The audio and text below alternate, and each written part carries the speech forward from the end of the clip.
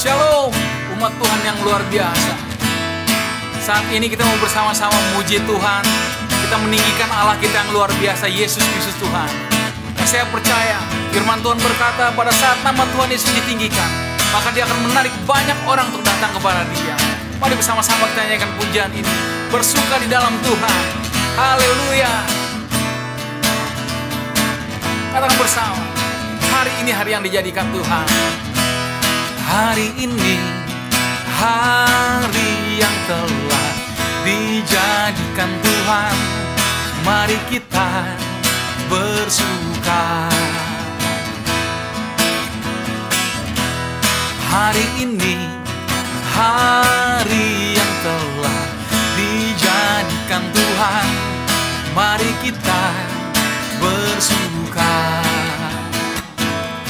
di dalam Tuhan. Bersuka di dalam Tuhan.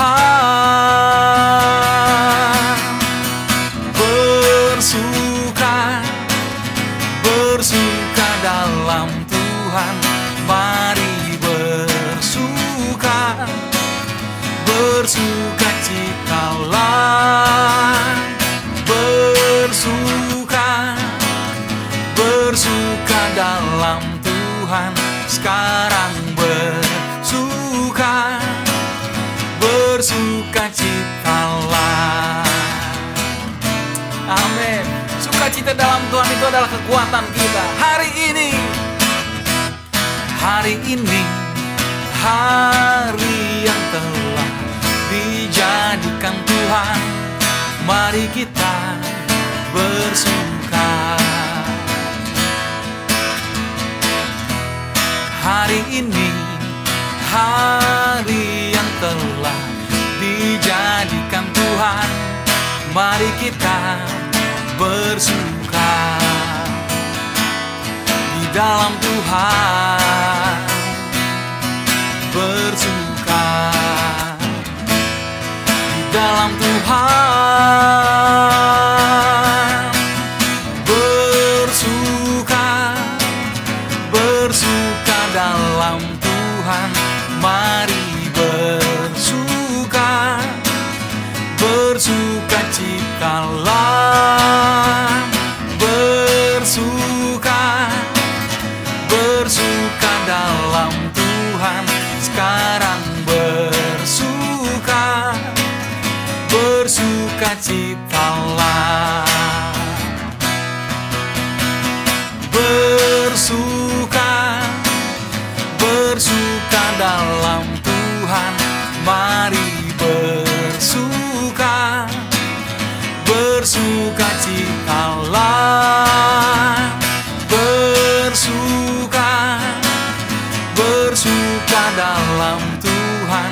Sekarang bersuka, bersuka citalah. Bersuka, amin. Bersuka dalam Tuhan. Mari bersuka, bersuka citalah. Bersuka, bersuka dalam Tuhan. Sekarang bersuka, bersuka citalah. Sekarang bersuka, sekarang bersuka, sekarang bersuka, bersuka citalah.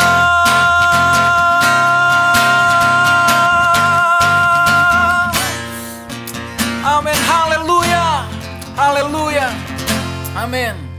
Kami bersyukur Tuhan Yesus, karena Engkau baik atas hidup kami. Kami bersyukur Bapa, anugerah-Mu melimpah atas hidup kami Tuhan Yesus. Terima kasih Bapa. Kami serahkan ibadah pada saat ini dalam tangan Engkau Tuhan Yesus. Roh Kudus yang berbicara atas ibadah ini. Terima kasih Bapa. Engkau yang ditinggikan Bapa, Engkau yang dimuliakan. Demi nama Tuhan Yesus Kristus, kami bukan kami ibadah ini. Haleluya. Amin.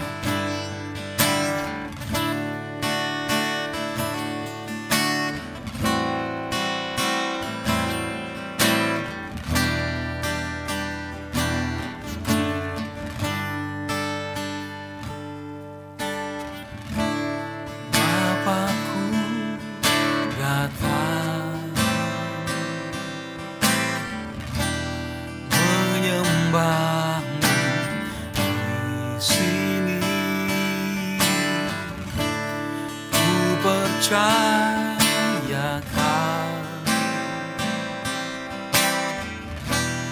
ada bagiku.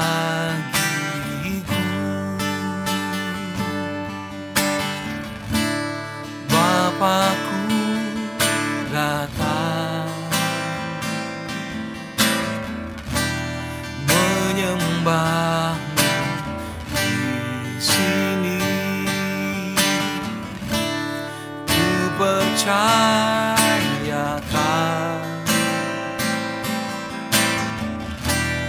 ada bagiku.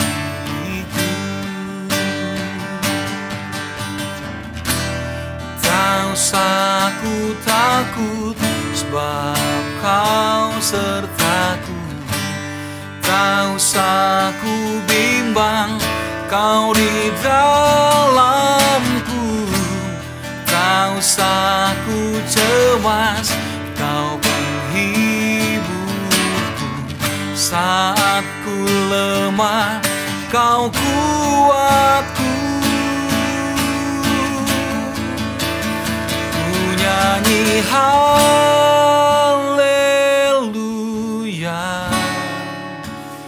ku nyanyi haleluya.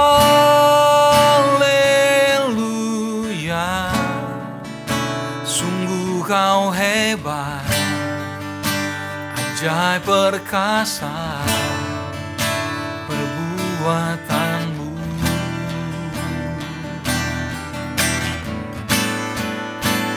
Ku nyanyi haleluya,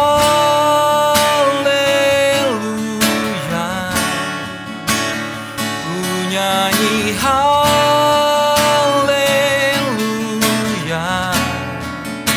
Sungguh Kau hebat, ajaib perkasa perbuatanmu.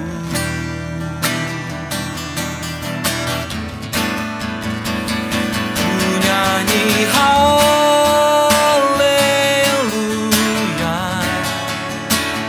ku nyanyi haleluya.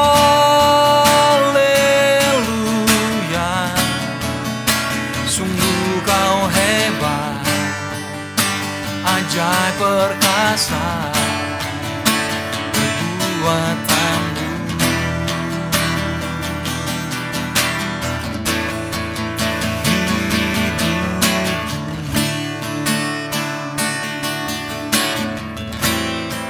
Engkau hebat Tuhan, Engkau ajaib. Haleluya, terpujilah nama-Mu Yesus. Engkau luar biasa Tuhan.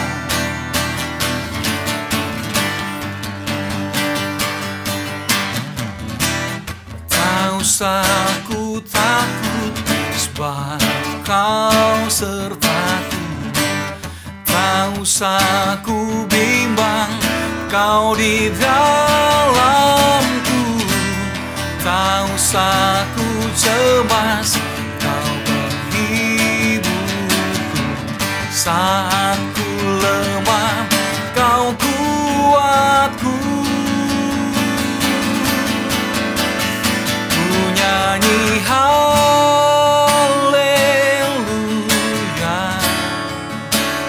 ku nyanyi haleluya.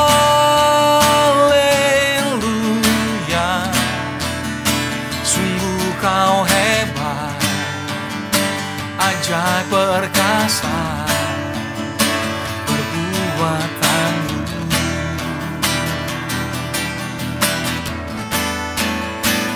Ku nyanyi haleluya,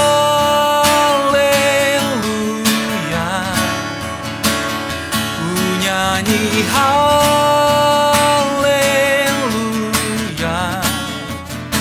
Sungguh Kau hebat, ajaib perkasa perbuatanmu.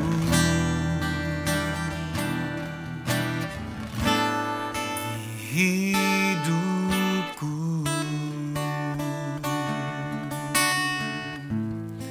kami tinggikan Engkau Tuhan, kami agungkan Engkau Yesus. Yesus Allah kami yang hidup. Engkau Allah kami yang mulia, nama-Mu dimasyhurkan Tuhan. Haleluya. Kami takkan takut akan apapun juga, sebab Engkau beserta kami. Gadang-Mu dan tongkat-Mu yang menghidupi kami, yang menyelamatkan kami Tuhan. Kami bersyukur kepada-Mu. Haleluya, terima kasih Yesus. Engkau luar biasa, Kau kami agungkan, nama-Mu kami masyhurkan Tuhan. Terima kasih Yesus. Haleluya. Terima kasih Bapa. Haleluya. Terima kasih Yesus.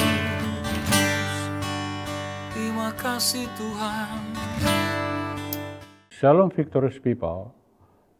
Kita ketemu lagi di dalam acara Saturday Morning Prayer SNP. Ya. Saya akan berkhotbah, namun sebelumnya mari kita berdoa. Bapa di sorga, Bapa di dalam nama Tuhan Yesus, kembali kami sungguh bersyukur dan terima kasih Bapa pada pagi hari ini, di mana Kau izinkan hamba-Mu akan menyampaikan kebenaran firman-Mu. Roh Kudus yang manis, ajari hamba-Mu yang tidak ada apa-apanya ini, sehingga firman yang disampaikan nanti benar-benar tidak kembali dengan sia-sia, sesuai dengan firman Tuhan Yesaya 55 ayat 11. Tuhan, berbicaralah buat masing-masing kami, agar kami siap mendengarkan firman Tuhan, dan firman itu boleh berakar, bertumbuh, dan berbuah lebat. Di dalam nama Bapa, Putra, dan Roh Kudus, di dalam nama Tuhan Yesus Kristus, kami sambut kebenaran firman Tuhan. Haleluya. Amin. Pada hari ini, saya akan menyampaikan kebenaran firman Tuhan yang didasari dari Kisah Rasul 1 ayat 8 dengan judul Pencurahan Roh Kudus. Didasari Kisah Rasul 1 ayat 8 dengan judul Pencurahan Roh Kudus. Demikian bunyinya. Tetapi kamu akan menerima kuasa kalau Roh Kudus turun ke atas kamu, dan kamu akan menjadi saksiku di Yerusalem dan di seluruh Yudea dan Samaria dan sampai ke ujung bumi. Amin. Nah, Victorious People, masih segar dalam ingatan kita bahwa kita baru pada bulan April kemarin memperingati tentang kematian Yesus dan kenaikannya. Nah, saya mau sampaikan di sini bahwa Yesus telah mati buat kita. Karena apa? Karena dosa-dosa dan pelanggaran kita yang kita lakukan. Sehingga dengan kasih-Nya, Dia rela berkorban di kayu salib untuk menebus dosa-dosa kita, saudara, Victorious People. Nah, dalam Yohanes 3 ayat 16 katakan, begitu besar kasih Allah akan dunia ini, maka Dia rela mengorbankan anak yang tunggal, Yesus Kristus Tuhan kita. Nah, pengorbanan Yesus di kayu salib tujuannya adalah untuk menebus dosa-dosa kita, penyakit kita, kutuk kita. Bahkan ada tertulis, terkutuklah orang tergantung di kayu salib. Tuhan Yesus rela berkorban, saudara, rela digantung di kayu salib demi dosa dan pelanggaran kita. Tapi ada banyak orang belum memahami tentang hal ini, Victorious People. Kita sudah Tuhan Yesus sudah berkorban atas dosa-dosa kita. Tuhan telah rela mati akibat dosa-dosa kita, saudara, Victorious People. Namun masih banyak juga orang berbuat dosa. Bahkan dia rasa bangga itu atas dosa-dosanya, saudara, Victorious People. Bahkan ada lagu dunia mengatakan, mungkin Tuhan mulai bosan melihat tingkah kita yang selalu bangga dengan dosa-dosa. Mungkin mulai enggan bersahabat dengan kita. Coba kita bertanya pada rumput yang bergoyang. Inilah kata-kata lagu dunia aja pun menasihatkan kepada kita agar kita sadar akan dosa-dosa kita. Itu bukan jangan jadi bangga. Bahkan kita harus sadar atas dosa-dosa kita. Ingat pengorbanan Yesus di kayu salib. Enggak gampang. Dia dicambuk, disiksa, disalibkan. Waduh. Itu apa, saudara? Mari kita renungkan, camkan firman ini agar kita tidak menggampangkan lagi atas dosa-dosa kita ini. Memang perbuatan daging itu memang enak. Tapi itulah membuat kita menjadi binasa. Karena perbuatan daging telah nyata. Persetujuan pertengkaran, iri hati, pesta pora, dan lainnya. Itulah keinginan daging. Itulah keinginan dosa, saudara. Nah, mari saudara, mari kita hidup dipimpin oleh roh yang kudus. Nah, itulah pengorbanan Tuhan Yesus di kayu salib. Dan mari kita, Victorious People, dengan adanya pengorbanan Tuhan Yesus di kayu salib, ya, tadinya begitu Tuhan telah menyerahkan nyawanya kepada Bapa di sorga, maka bait Allah terbelah dua. Sehingga selama ini antara hubungan Allah dengan manusia ada batasnya. Ya, seperti kita pelajari dalam perjanjian lama, gigi ganti dengan gigi. Ya, pokoknya benar-benar sadis. Nah, inilah Victorious People. Tapi dengan adanya bait Allah terbelah dua, sehingga hubungan manusia dengan Allah ada perdamaian oleh pengorbanan Yesus di kayu salib. Inilah yang dilakukan Yesus, sehingga kita memanggil Yesus itu, ya Aba, ya Bapa. Nah, inilah suatu peristiwa yang besar yang gak bisa kita lupakan. Nah, setelah kematiannya apa? Dia bangkit pada hari yang ketiga. Ada kebangkitan. Ada kebangkitan pada hari yang ketiga Yesus. Dia bangkit di antara orang mati. Nah, tapi Victorious People, murid-muridnya tidak pernah percaya. Padahal waktu dia masih di Galilea, dia sudah bilang kepada murid-muridnya, pada hari pertama saya akan disalibkan, tapi pada hari ketiga saya akan bangkit. Tapi murid-muridnya tidak kepikir, kalau bahasa apanya bilang enggak. Sehingga begitu Tuhan Yesus sendiri bangkit, mereka enggak percaya, mereka bingung. Apalagi seperti murid Yesus Thomas, saya enggak percaya kalau saya belum lihat. Nah, tapi Yesus bilang, nih buktinya saya bangkit. Dia tunjukkan bekas paku. Dia tunjukkan, baru Thomas percaya. Tapi firman Tuhan mengatakan, berbahagialah orang yang tidak melihat namun percaya. Nah, inilah yang Tuhan lakukan kepada kita. Sehingga dengan kebangkitan Yesus, ada masa depan, ada kesemangat, sehingga kita punya tujuan dalam hidup ini. Karena kebangkitan ini. Karena apa? Karena Yesus telah menampakkan dirinya kepada murid-muridnya. Cuman Thomas aja yang kurang yakin. Sampai kalau dia lihatnya Yesus. Nah ini. Nah setelah itu saudara, Victor people.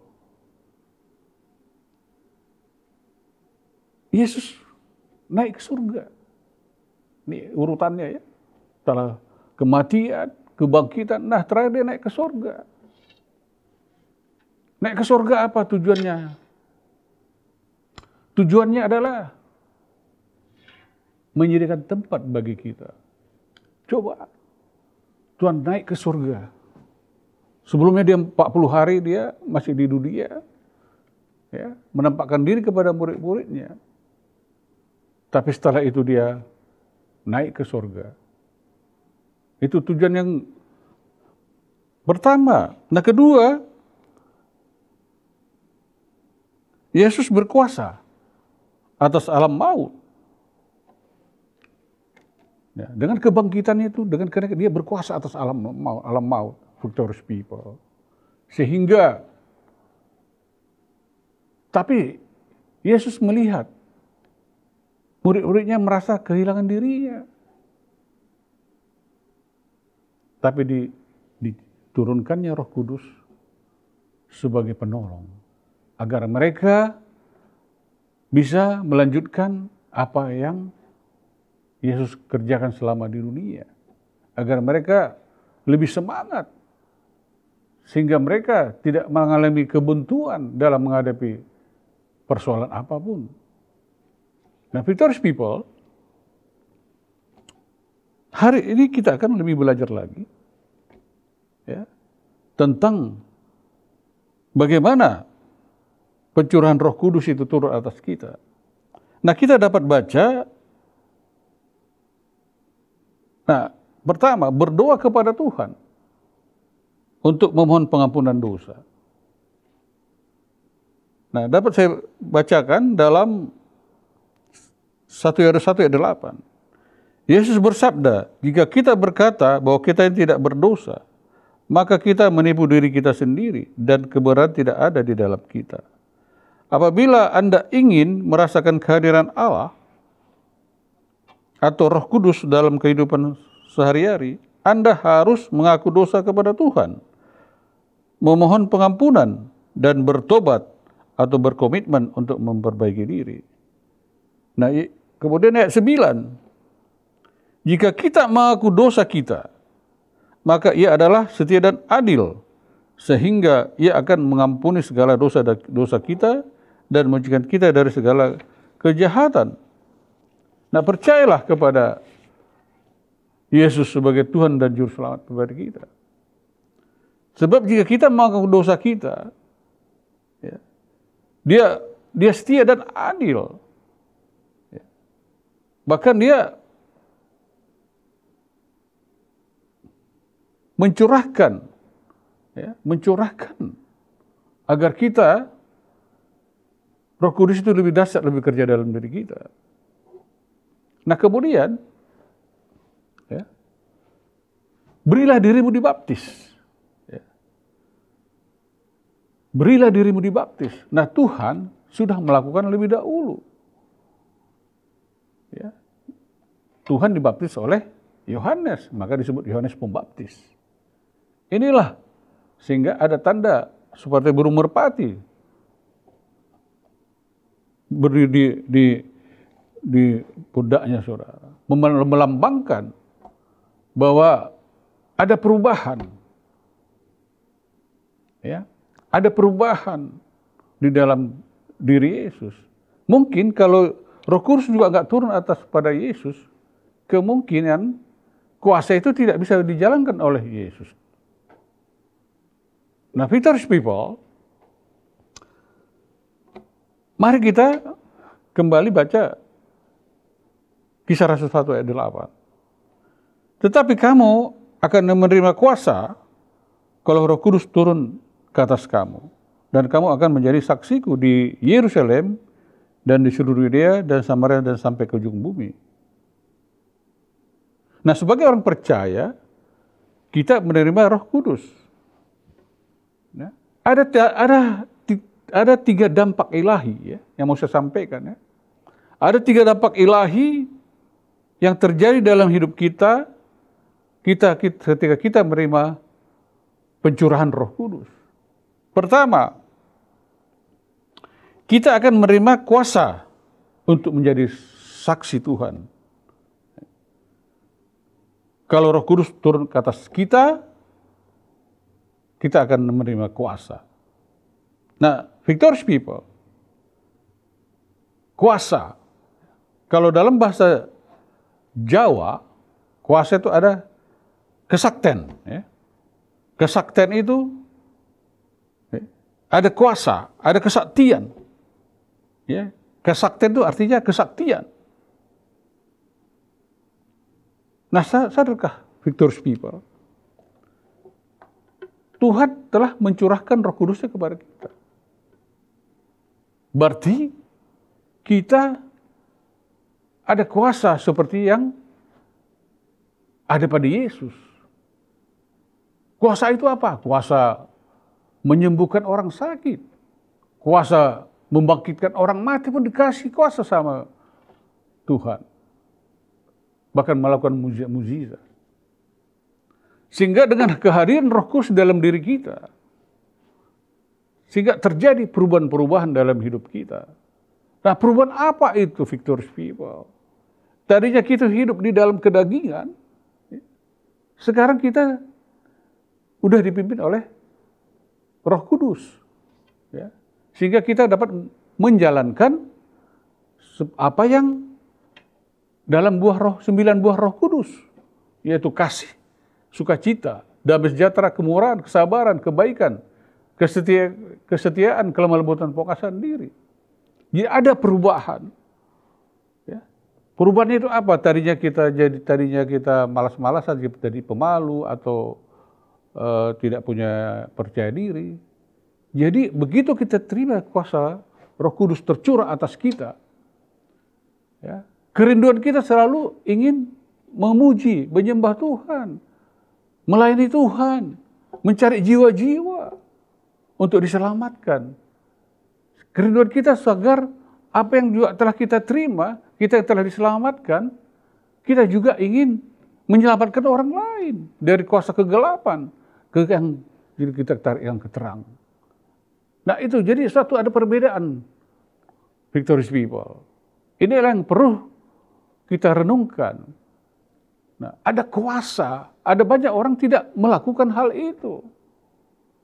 Mari victorious people. Orang dunia mungkin banyak berguru. Kemana? Ya, ke kuasa-kuasa mana, ya kan? Untuk mendapatkan ilmu, ya apa yang ada di dalam diri Yesus. Nah kita, sebagai anak pilihannya, yang telah tercurah dalam dikasih Roh Kudus, kita sudah gunakan itu.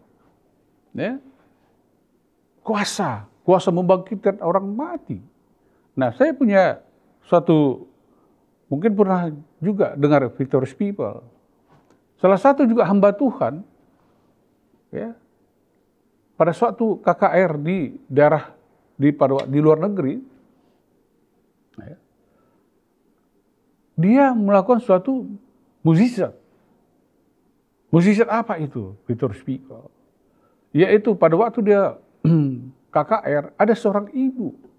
Setelah KKR didatangi hamba Tuhan Reinhard Bonnke ini. Dia bilang pada hambanya, saya mau minta tolong. Yaitu dia ceritakan persoalannya.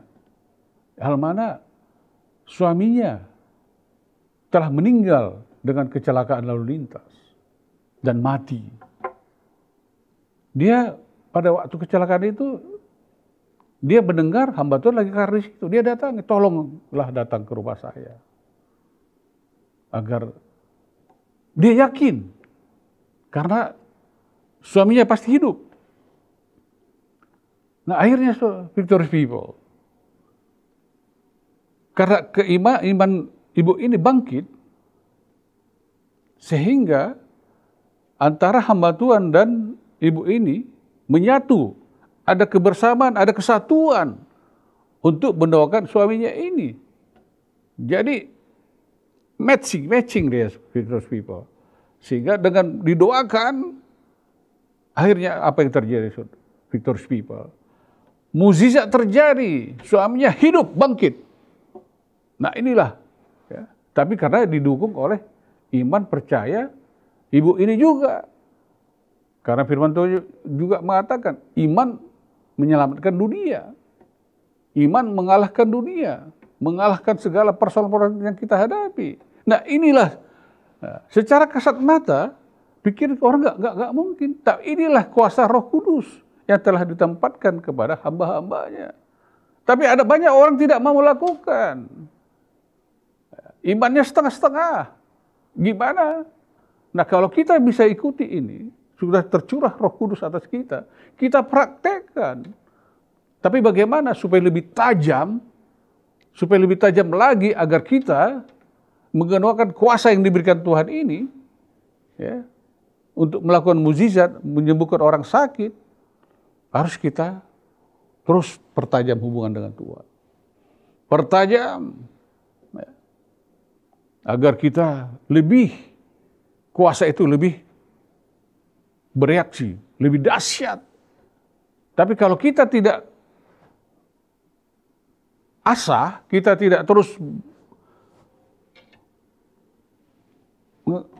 kita tidak intim dengan Tuhan, susah. Ya, memang kita berdoa, tapi beda.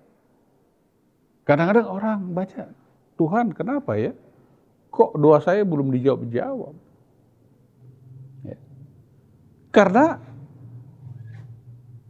imannya mungkin setengah-setengah. Atau dirinya juga belum beres. Ya. Seperti firman Tuhan juga, doa orang benar apabila dengan yakin didoakan besar kuasanya. Tapi beres dulu diri kita. Sehingga kita bisa mempraktekkan kuasa itu yang diberikan Tuhan kepada kita. Nah kedua, bagaimana agar dampak ilahi itu, ya, yang terjadi dalam hidup kita ketika Roh Kudus dicurahkan atas kita. Kedua, kita menjadi pembawa kabar baik, ya. Kita menjadi pembawa kabar baik apa yang Yesus telah buat di atas kayu salib. Nah, Victorious People, kita harus membawa kabar baik ini kepada orang-orang, kepada umatnya, kepada siapapun. Setelah terjadi ada perubahan-perubahan hidup ini, ya, kita buktikan bahwa Yesus adalah dahsyat. Agar Yesus terus berkarya atas hidup kita. Agar apa yang telah Tuhan berikan kepada kita mempunyai dampak, ya, mempunyai dampak benar-benar. Banyak jiwa dimenangkan, diselamatkan, Victorious People. Mari Victorious People, jangan bermalas-malas, bangkit. Biarlah rohmu terus menyala-nyala, melayani Tuhan. Agar banyak jiwa dimenangkan, Victorious People. Nah, Victorious People, nah setelah Victorious People menerima, ya, kuasa Roh Kudus ini, tapi benar-benar jangan lari, jangan menyimpang.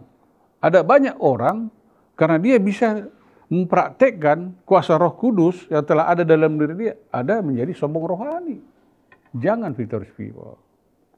Ya. Karena Roh Kudus itu lembut, manis. Ya.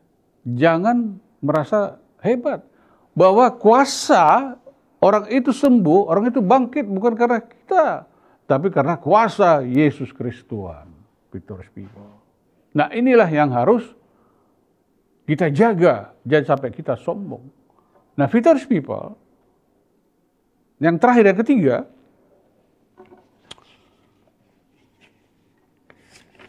kita menjadi anak Tuhan yang teguh berjalan bersama Yesus. Nah, victorious people, hari-hari ini ada banyak anak Tuhan, karena beratnya tantangan, cobaan, baik itu dari segi keuangan, kesehatan, ekonomi, banyak menjual imannya victorious people. Bahkan dia tidak mengandalkan Tuhan, dia enggan berjalan bersama Yesus, dia mengandalkan kekuatannya sendiri. Sehingga apa yang dia dapat? Kegagalan demi kegagalan yang dia dapat. Dia nggak mau berjalan bersama Yesus. Kalau kita berjalan bersama Yesus dan melangkah dengan iman, apapun tantangan, apapun godaan, kita tidak perlu khawatir tentang hidup ini, victorious people. Kita harus benar-benar yakin bahwa bersama Yesus, berjalan bersama Yesus, segala persoalan dapat kita lalui. Kan? Ada juga lagunya, bersama Yesus lakukan perkara besar, bersama Yesus. Apa namanya? Bersama Yesus lakukan segala perkara. Nah itu adalah lagu rohania, victorious people. Nah mari victorious people. Jadi setelah saudara victorious people menerima kuasa, berarti Roh Kudus itu tercurah Roh Kudus atas victorious people. Benar-benar sungguh lakukan, benar sungguh-sungguh saudara praktekkan, tapi jangan menyimpang ke kiri ke kanan, jangan menjadi sombong bahwa yang berhasil yang victorious people terjadi mujizat adalah kuasa Yesus.